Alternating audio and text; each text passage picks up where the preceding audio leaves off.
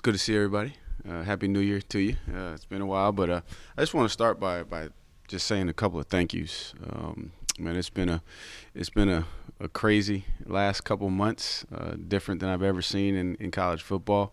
But I'm very grateful that this staff, had the support to be able to go out and just navigate and compete.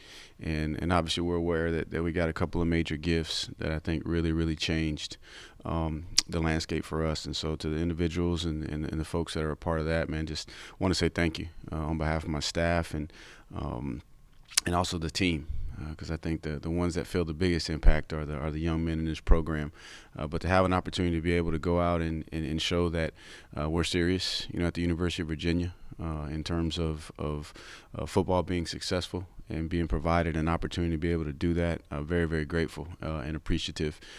Thankful for Dr. Williams and her leadership, President Ryan, Rector Hardy, and just everybody behind the scenes. There's so many people that worked really hard navigating some uncharted waters, but being able to know that we got the financial support of the folks that contributed, both on the football side and also on the nutrition side. I think is going to really make an impact, and I think we're already seeing, some of the impact that's made. But just want to let those individuals know, how grateful we are. And it was a lot of work to get to where we are today, but we still got a lot more. But I think everybody's in a good space to just continue to move forward. And I think the vision of the program is really starting to come to life. And I share that with the staff when we look at kind of where we were 3 years ago.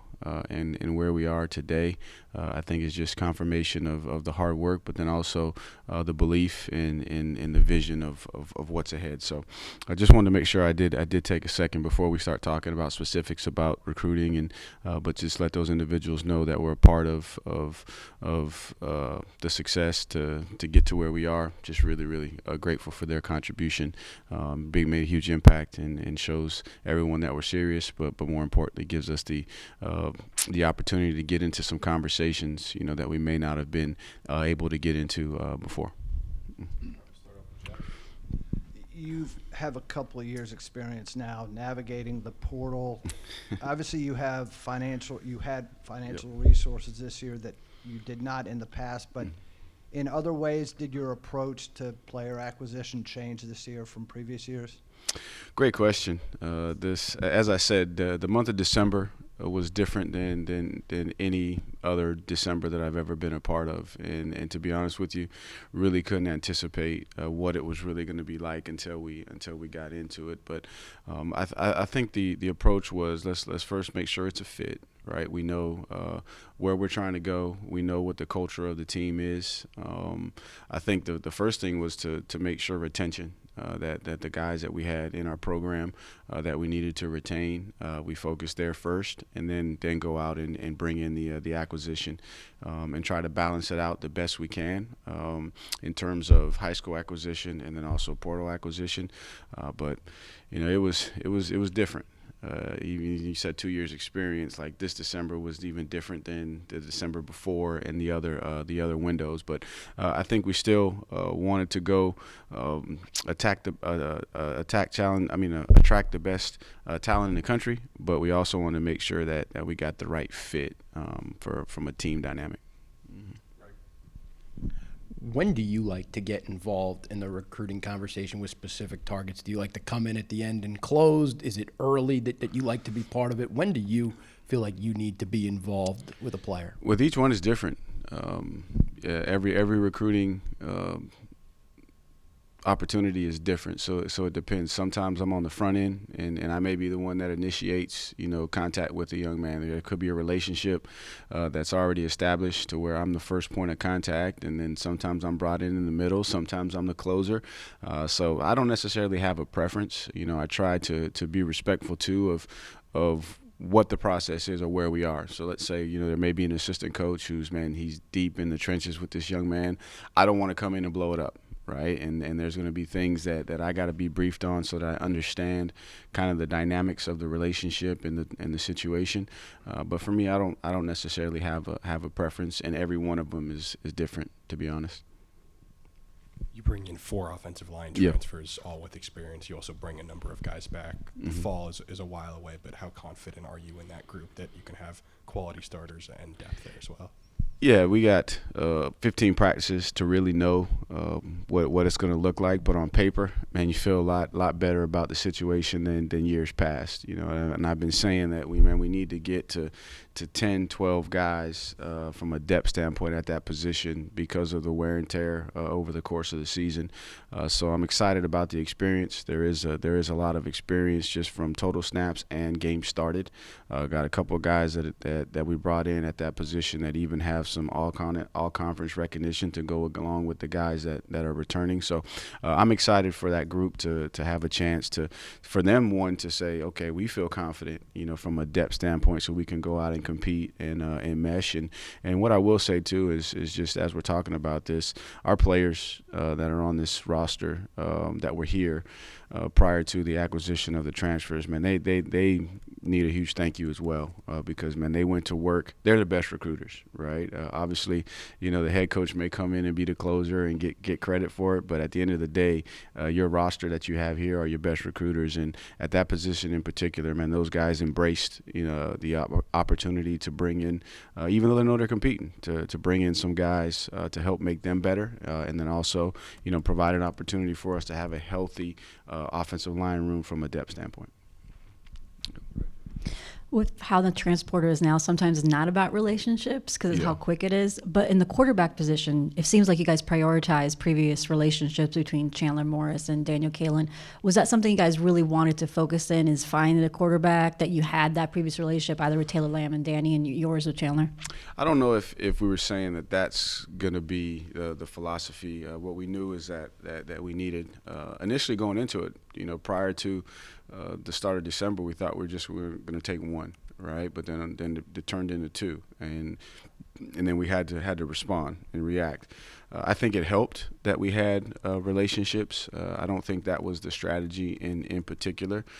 You would like for there to be relationships, because I think at the end of the day, this is still a developmental sport at a developmental time in the lives of the players. So I think relationships are important. However, we do have the dynamics of the timing, the way the portal is structured, that you may not be able to have as deep of a relationship. But I think you're still trying to form relationship, because football is a relational game. You know, when there's 11 guys out on the field, they better have a relationship so they can play together. But I don't know if that was necessarily the strategy to say, let's go find guys that we have previous relationships. I think it helped, and I think the previous relationships allowed us to be a part of the conversation, so then we can present what the total opportunity is for those guys if they come to UVA. Yeah, you talked about, I think back to Blacksburg, you talked about offensive and defensive lines. That was kind of the difference, and you wanted to go target that. You talked about the offensive line, what y'all did on the defensive line. Just how good do you feel about that position now? Man, I'm excited just to see the growth and the opportunity. I've said it for a long time, and I fully believe this. Whether it's life or football or constructing a team, you got to do it from the inside out, and it starts in the trenches. And not only from a play standpoint, but from a leadership standpoint as well. And I've referenced the teams that I've been a part of that have had a ton of success. It was because they were led, you know, up front. So that's what I'm excited about is not just the depth, but also the opportunity to bring experience and competition, which hopefully will foster leadership that will, you know, carry us to where we want to go. So I'm excited about kind of the additions on both sides, and then also too, you know, where we are from a high school standpoint as well. So if you're going to win, you got to have a quarterback. Everybody knows that, but more importantly, man, you got to be able to protect and run the ball, and then you got to be able to get after the pass, and you got to be able to stop the run, and that all starts up front. You talked about returning players being big in recruiting. Jason Hammond, how big was he, and just what do you make of just kind of the personality that he's kind of grown into on the team? Yeah, just super proud of his growth, right? And this offseason has been a great opportunity off the field, because he's battling some surgeries and some recovery, and he's attacked that well. And just a testament to to who he is and how passionate he is about UVA, that he wants to go recruit good players to come play with him at his position, even though it creates competition. And he's got a great personality. If you spend any time around him, he's a guy that believed, from the beginning and what we're trying to build here at UVA. And so, as I said, the best recruiters, are your players. And so if we're doing a good job of making sure that they feel valued, they feel developed, and they're enjoying their experience, then they'll go out and they'll help, attract other players to want to come play with them. What excites you about Chandler Morris, and just tell us a little bit about what makes him so good? Right. So I'm just excited because, man, he's a football guy. He grew up in a football family, so he's been around it. So that means it's in his DNA. Leadership. Man, if you know anything about Chan, man, he's a great leader. He accepts the challenge. He's a quarterback. He understands all of the nuances and the responsibility that he has. He's a fierce competitor, and prior to a couple of injuries, before going to North Texas, man, he was performing at a high level. So I think he brings just a moxie and a leadership. He understands team. He understands the dynamics. He understands the leadership requirements and responsibilities of his position. I mean, he's extremely talented, and he's got a good personality that can gel with every position group on the team, which you need as a quarterback, because you don't want to isolate or alienate the quarterback, but at the end of the day, in the game of football, that's the guy. Right, and yes, he's the leader of the offense, but generally he's the leader of the team. Everybody looks to him, and so you got to have the personality to be able to resonate with all of the different position groups, and that's what we've seen. And and I like what I've seen so far out of Daniel as well. You know what I'm saying? He's got that same moxie about him. I even seen him over here on a Saturday with a couple of guys working out, which tells me that they're gravitating towards him as well, which is going to create healthy competition. So at that position, it's about leadership. Obviously, you got to have the physical talent. You got to be able to make all the throws. You got to do those things. But it's really about leadership and being able to galvanize a locker room. And so far, I've liked what I've seen out of both of those guys. I don't know how much film you watched of him, but was there a wow moment when you were watching any of his past performances that really knocked you out?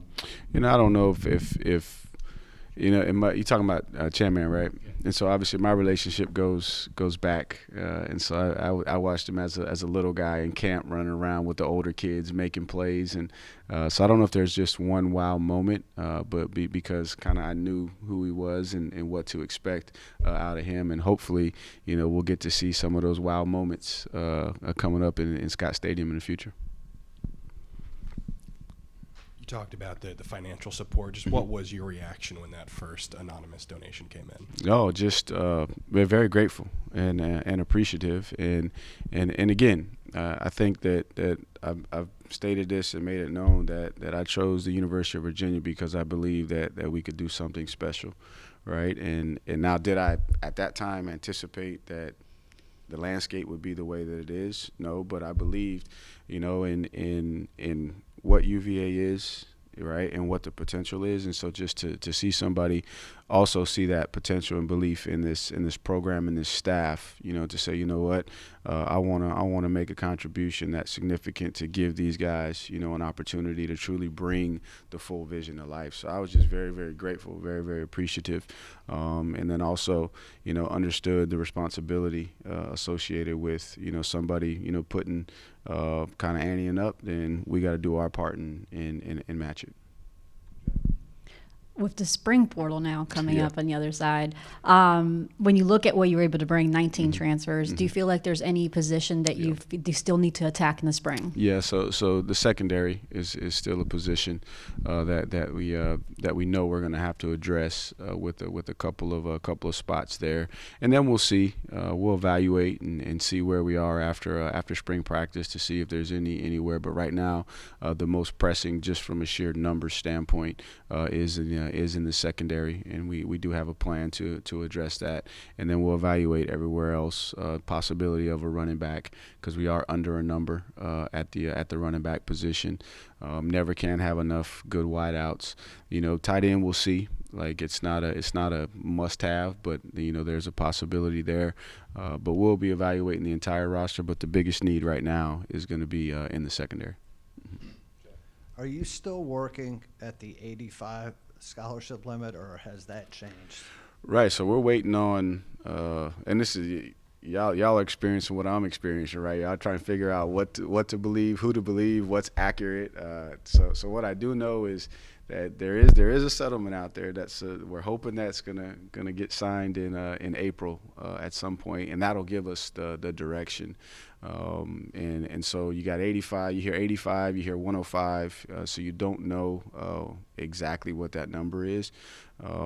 So more for me, I'm just trying to get my mind around, okay, roster management, if that makes sense, right? Roster management, right? 85, whether it's 85, whether it goes up, whether it goes down, really to me it's what is that roster number, and then you kind of figure out everything from there. If it stayed at 85 and you didn't have any attrition after spring ball, how many spots do you have open right now? Ooh, if it stayed at 85, not many. Obviously because of the additions that we had. So we're good if it stays at 85. If it goes up, I mean that'd be awesome as well. But I think 85 is kind of where we're sitting right now, but I'm just trying to wait on what is that cap number, because again that's going to impact. That's the unfortunate part of kind of where we are. When that cap is set, man, it's going to impact people whose rosters are above that cap number if it's not set to whatever your current number is. When you have 19 newcomer transfers and you're trying to put together a depth chart for the start of spring ball and who goes out there with the first team, how do you go about that? Great question. One, you gotta be loyal to the guys that were here. Right, the guys that were here, but it's going to be competition, and really that's just where you start. To be honest with you, okay, but really it's about reps, right? We only got so many reps throughout the course of practice. Yes, one guy may run out there first, but really it's about being fair with the reps, giving everybody an opportunity to compete. So it's a starting point. So you'll take into consideration, guys that have been here, been inside the program. Also injuries for the spring are going to have a factor. There may be some guys, running out there because the returning guy who was the number one guy, may not be available for all the reps in the spring. How do you plan to break up the quarterback reps? Oh, man, we're going to let them go battle. And that was part of the conversation, right? Both of them were told, hey, this is the plan. We plan to bring in a veteran guy. We plan to bring in an undergrad guy and let them go battle. We don't have a set starter, so those guys will get reps, and kind of like how we've done in the past. Both guys will get opportunity to run out there and compete with the different groups, and then obviously after a certain amount of time, we should have enough reps to kind of delineate a pecking order. But right now we're going to let them go compete in really all the positions, right? So in the spring, not so much worried about how we start or who's the first one to run out there, but by the end of spring, we should have a good body of work to really kind of say, hey, this is the direction that we're going to go for the summer. But then also when we get back to fall camp, we got 25 more practices, and every job, man, you got to earn it every single day. When you looked at the roster updated, there's 3 guys that are not on the roster with Miles Green, Dante Haltern, and Dawson Alters. Yeah. Are they low? No one part? Yeah, so all of those guys are dealing with some, nothing bad, but just dealing with some personal issues that we're being respectful of, and man, just trying to support all those guys. And Dante is more from the side of determining what's the right thing to do for his future because of some injuries, but the other 2 are dealing with personal issues that we're supporting, and hopefully there's opportunity for him to be back with us when we actually gear up in fall camp.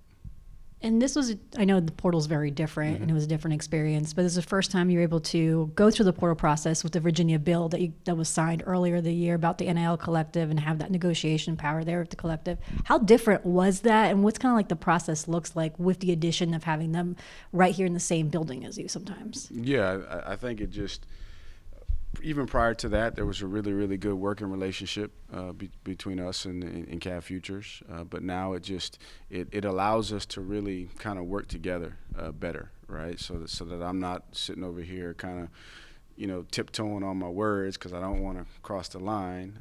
But then also, too, it gives them, the flexibility to do what they need to do as it relates to how the process is really, really going or taking place in the new landscape.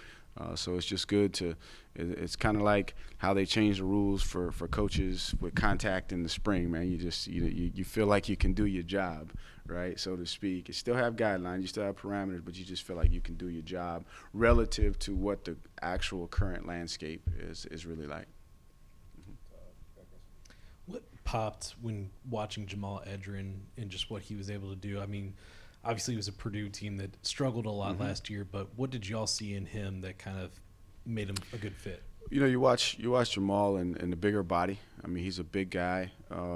Is really fluid for his size. You watch the way he catches the ball, and he looked very, very natural catching the ball. Really for me, it was a screenplay that I saw where I saw him stop and start. And be able to make somebody miss as a guy that size, and then the next play he's running a slant, into a tight window and catching the ball, and so just the big body, the fluidity of movement, the natural hands, and then you did see a little bit of run after the catch that says, this guy is very, very intriguing to me.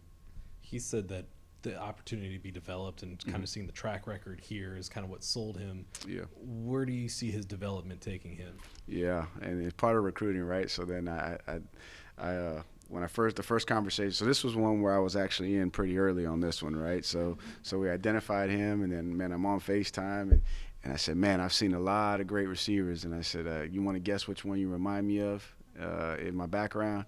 And he took a couple of guesses, and I said, there's a big guy named Mike Williams, right? And I'm not saying he's, but that's the first thing that came to my mind because of, I have, like, in my mind, I have specific plays from Mike Williams where and it was a screenplay where Mike Williams, for a big guy does that, or it was a slant play, or it was a what we call a bang eight, which is a skinny post.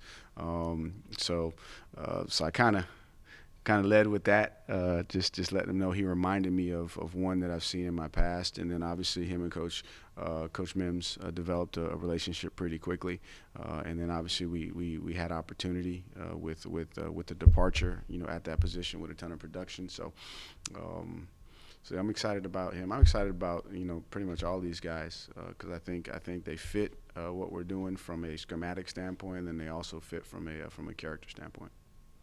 Mm-hmm.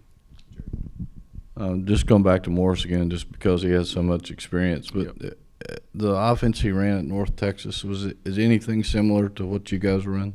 Yeah, so I think when you watch the tempo aspect of what we're doing, when we're in the gun, how we can jump in and out of structure, the empty concepts that we're doing. So some of the he had a really, really good slot receiver that he threw to, and it's kind of similar to what we did with Malik when Malik was here. So I think there's a lot of comparisons, and then also too with his background in football, we know that some of the things that we do that maybe he hasn't had traditional experience with, we anticipate that he'll be able to pick up pretty well. And is he similar to any quarterback you've ever coached before? Yeah, I mean, I know he didn't run quite as much at North Texas than he has in the past. I think there's some elements of him that is similar to AC. That was here. Just the size, the elusiveness, and the ability when he does take off and run to be electric. So I'd say stature-wise, probably similar to AC with just maybe a little bit more experience. But I think he does have the. I think he gets the ball out, extremely quick as well, and great anticipation. So I think you could say he's like Trevor in the ability to anticipate and get the ball out. Deshaun had that same ability to get the ball out because he anticipated. So I think you see different components of each of those guys, but also at the same time he's his own player. Is there more demand in the portal for players who have more than 1 year of eligibility, or is everyone just kind of focused on 1 year at a time now and worry about it later? I think that's a tough question to answer because it's probably relative to each institution and each program based off of the state of where their roster is. I think for us, and I'm grateful too for Dr. Williams and her leadership and the folks on the other side of grounds, being willing to work with us because, guys that have multiple years for us is a little bit more challenging just because of the environment they're coming into and then the progress towards degree and then what they're required to complete at UVA before graduation. So for us, the premium is probably more on the 1 year guy just because of that aspect. But there's also, situations like we go back to the quarterback situation. I basically lost a sophomore that I wasn't anticipating losing. And then now I'm trying to figure out how to spread out, right? Because, again, I know we're talking about the portal, but at the end of the day, I still believe teams win. And I think when we watched the college football playoff and the teams that were in it played as a team, right? And so there's a lot of things that go into team, but also I think distribution on your roster too, right? So that you have the ability to establish culture in your locker room. That's why, you got to kind of balance that. But to answer that question, it'd be hard for me to speak for every program. I just know for us, like we had a need for both, right? So we did have, a good amount of undergrad transfers to kind of balance things out, but it's probably going to be more of a year-to-year, type approach, whether you're heavy on one side or the other. Yeah, from a pass rush standpoint, do you feel like you guys are in a spot to have more production from your defensive line, specifically with Kazim and Fisher and those guys you brought in on the edge specifically? Yeah, I like the versatility of those guys. So they're different body types with different strengths, so to speak. And I'm excited about getting Makai back this year, who was a guy that was trending in the right direction, as a freshman. So you add him into the mix.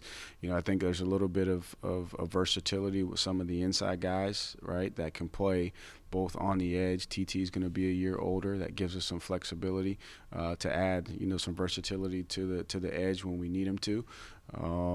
Jewett's going to be a year older. We'll get Chase Morrison going. So I think from an overall depth standpoint, right, I think we're going to be improved. I think we got longer. Right, we improved some length.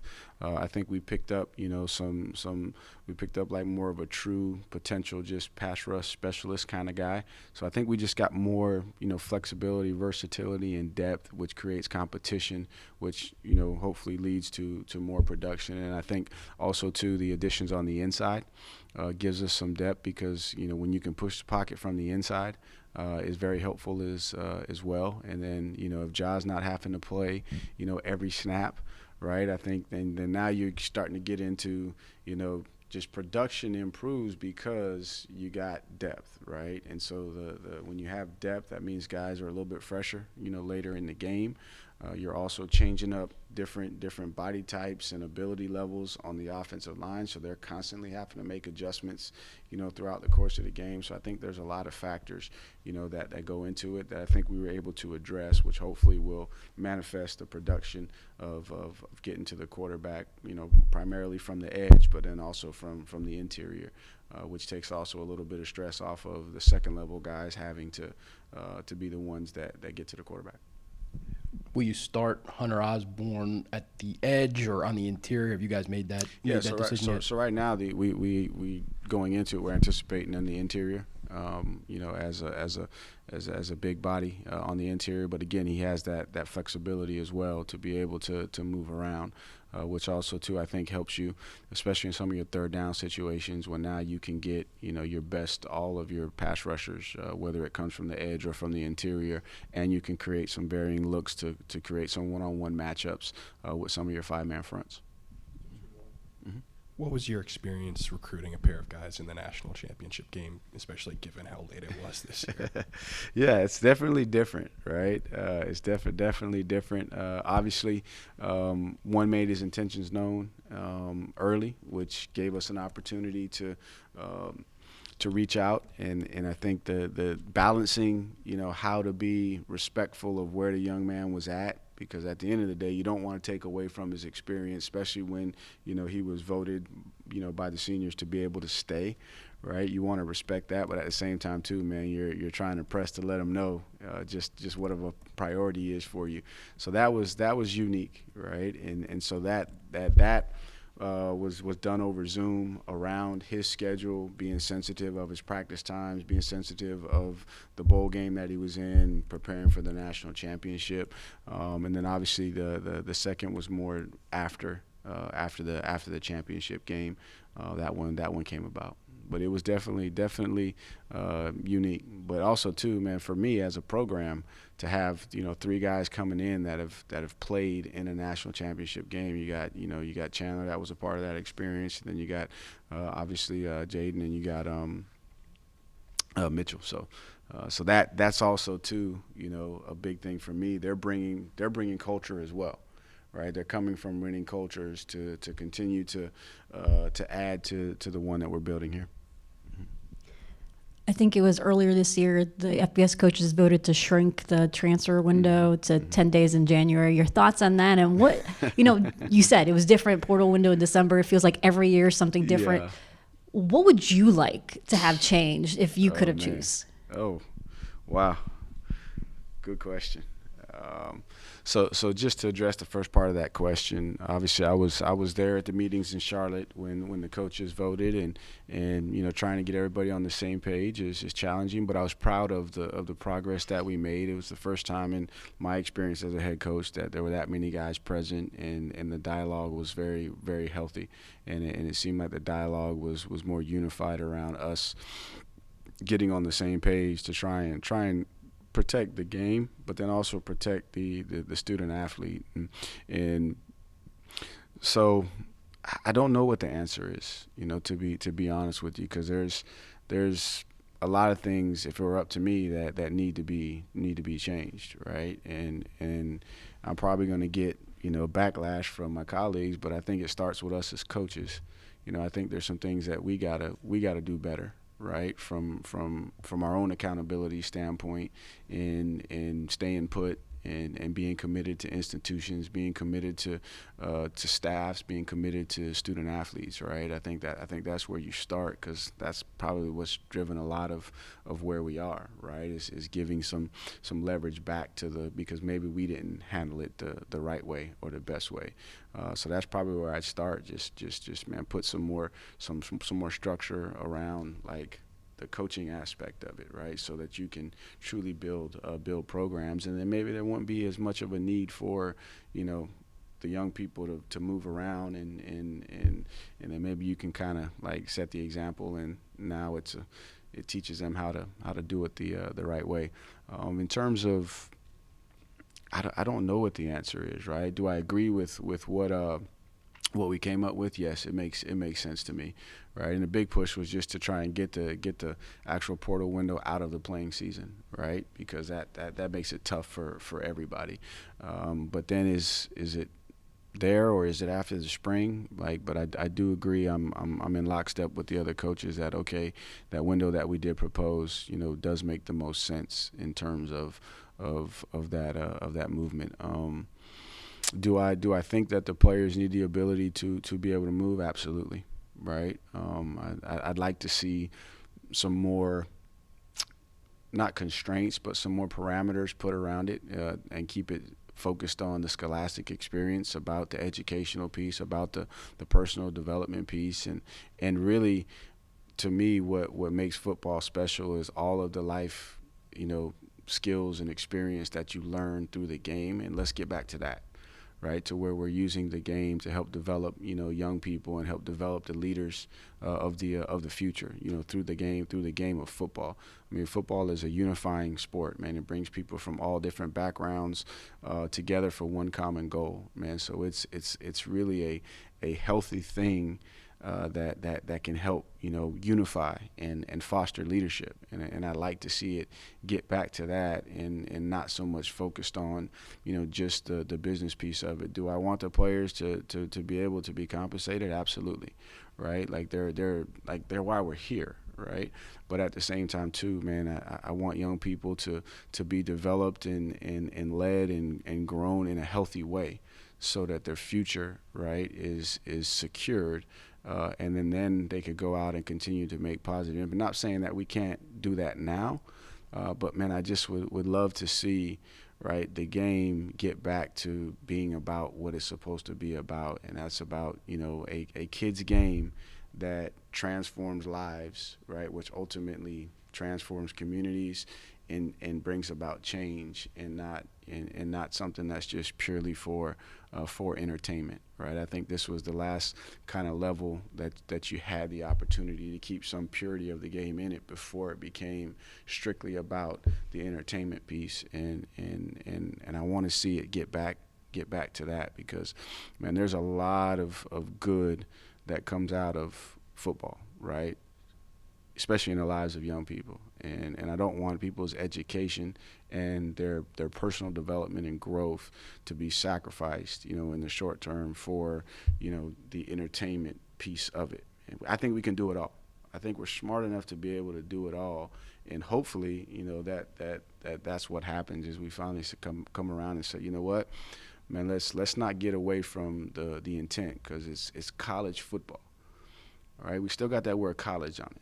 Right, and if we think about all of us sitting in this room, like, we wouldn't be where we are without those healthy experiences. Did we need some adversity? Absolutely. But think about, right, the structure and the discipline that you needed, right, at that time in your life to help you get to here, right? And so when I look at these young men, man, I'm challenging myself daily to stay focused on what I say brought me into this business, and that's seeing a young man sitting in these seats that's 18, 19, 20, 21 years old, and having a vision of what 30 may look like for him. Not saying I know exactly what it is, but just seeing that 30-year-old version and then trying to help that young person through the game, right, experience, yes, the short-term success, but then also helping them truly prepare for, what life's going to look like at 30 and 40. And we know, like, if we're honest, like, how hard is it? Like, let's be honest, like, how hard is life?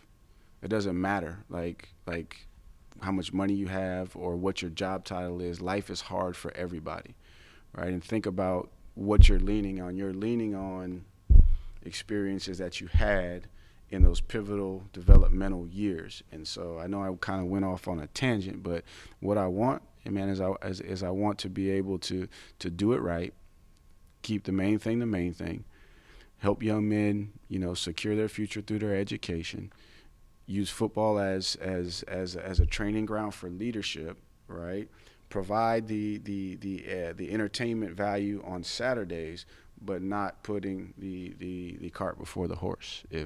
So I don't know exactly what that looks like, but you asked the question, so I kind of felt compelled to answer it.